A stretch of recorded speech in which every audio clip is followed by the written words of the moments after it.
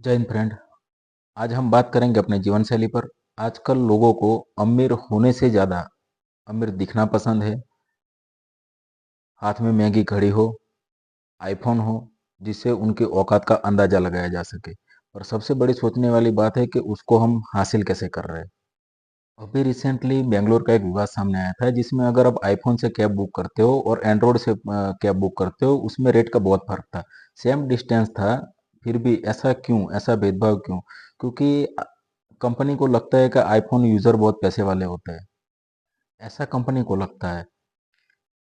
जोमेटो और स्विगी में भी कुछ ऐसा ही लोगों को अनुभव हुआ है। उन्होंने जब एंड्रॉयड से बुक किया तो उसमें रेट कम, और आईफोन से किया तो उसमें रेट ज़्यादा है। तो कंपनी उसी हिसाब से अपना प्रोग्राम सेट करके रखती है। अगर कोई आईफोन से फूड या कुछ भी ऑर्डर करता है तो उसका रेट ज़्यादा रहता है, और एंड्रॉयड से करते हैं तो उसका रेट कम रहता है। आप कौन सा प्रोडक्ट यूज़ कर रहे हो, आपने क्या पहना है, उसी से लोग आपको जज करते हैं। और आपको जज करना सिर्फ आदमी पे नहीं, उसके बहुत बड़े हिस्से पर असर करता है। न्यू आईफोन लॉन्च होते ही आपको जो लंबी लंबी कतारों में लोग दिखते हैं, उसमें से 90% लोग आईफोन खरीद ही नहीं सकते। और जो खरीद सकते हैं वो कभी लाइन में नहीं लगते। उनके लिए टाइम बहुत मायने रखता है। 90% लोग जो लाइनों में खड़े रहते हैं, वो सारे लोग आईफोन ईएमआई पे खरीदते हैं। और जो आईफोन खरीद सकते हैं, उनके लिए आईफोन खरीदना अपने इनकम का कुछ परसेंटेज होता है। और अपना मिडिल क्लास जाता है, 25,000 की सैलरी होता है, उसमें भी ईएमआई पे फोन खरीदता है, जिनकी एवरेज सैलरी 25,000 रुपये है। और जब वो 1 लाख का आईफोन खरीदता है तो उसको ये याद रखना चाहिए कि साल के 4 महीने तो वो सिर्फ आईफोन के लिए काम कर रहा है। कार खरीदने में भी कुछ ऐसा ही है। जो सालाना 12 लाख रुपए कमा रहा है, वो 20 लाख की गाड़ी खरीदता है, तो उसको भी ये चीज ध्यान में रखना चाहिए कि 1.5 से 2 साल तो सिर्फ वो कार के लिए कमा रहा है। और यह चर्चा का विषय इसलिए है क्योंकि ईएमआई और ब्याज के चक्कर में सुसाइड की संख्या बढ़ती जा रही है, और महंगाई और खर्चे की परिस्थिति पूरी दुनिया पर असर कर रही है।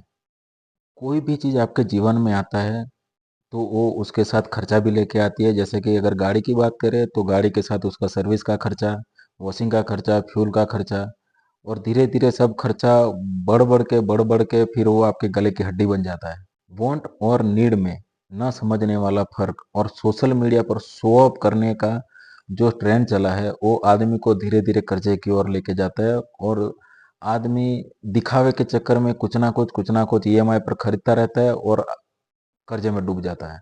आदमी की लाइफ पूरी ईएमआई के चक्रव्यूह में फंस चुकी है। वॉशिंग मशीन ईएमआई पर, टीवी ईएमआई पर, गाड़ी ईएमआई पर, घर ईएमआई पर।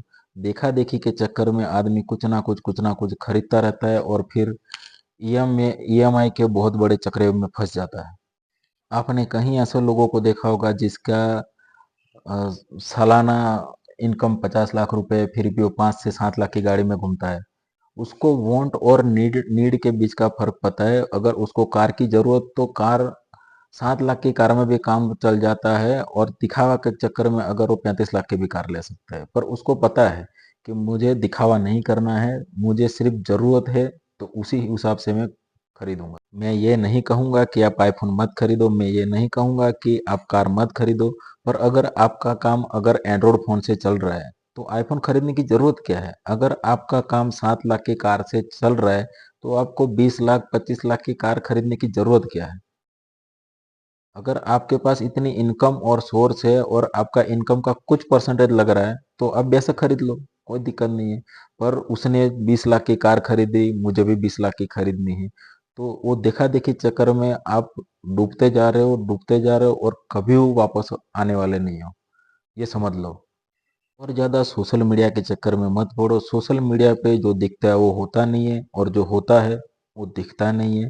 तो सोशल मीडिया पे आजकल ट्रेंड चल चुका है अपना गाड़ी का शो ऑफ करना, और अपना महंगे महंगे कपड़ों का शो ऑफ करना, मैं फॉरेन ट्रिप करना, सोशल मीडिया पे दिखावा करना। तो इन सब चीज़ों से दूर रहे, और अपना इनकम के हिसाब से, आपकी नीड के हिसाब से, आपको ज़रूरत क्या है उतना ही खरीदे।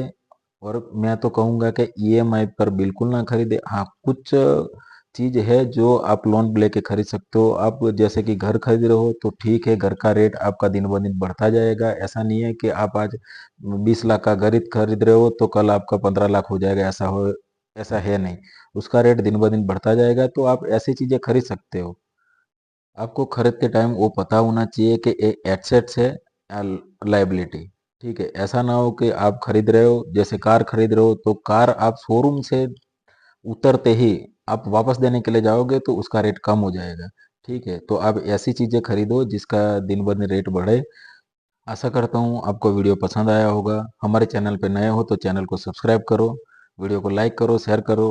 फिर मिलते हैं ऐसे नए वीडियो के साथ। तब तक जय हिंद, जय भारत।